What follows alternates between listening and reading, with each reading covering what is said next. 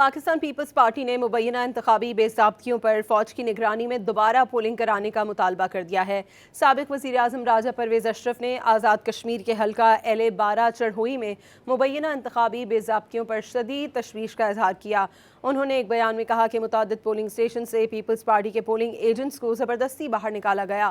مسلح افراد کے ذریعے انتخابی عمل پر اثر انداز ہونے اور مبینہ جعلی ووٹنگ کی شکایات انتہائی سنگین ہیں۔ انہوں نے مطالبہ کیا کہ الیکشن کمیشن LA-12 کے متنازع پولنگ اسٹیشنز کے نتائج فوری طور پر روکے۔ پولنگ اسٹیشنوں پر شفاف تحقیقات کے بعد فوج کی نگرانی میں دوبارہ پولنگ کرائی جائے۔ پاکستان پیپلز پارٹی نے مبینہ انتخابی بے ضابطگیوں پر فوج کی نگرانی میں دوبارہ پولنگ کرانے کا مطالبہ کر دیا ہے۔ سابق وزیر اعظم راجہ پرویز اشرف نے آزاد کشمیر کے حلقہ LA-12 چڑھوئی میں مبینہ انتخابی بے ضابطگیوں پر شدید تشویش کا اظہار کیا۔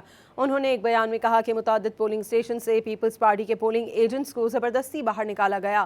مسلح افراد کے ذریعے انتخابی عمل پر اثر انداز ہونے اور مبینہ جعلی ووٹنگ کی شکایات انتہائی سنگین ہیں۔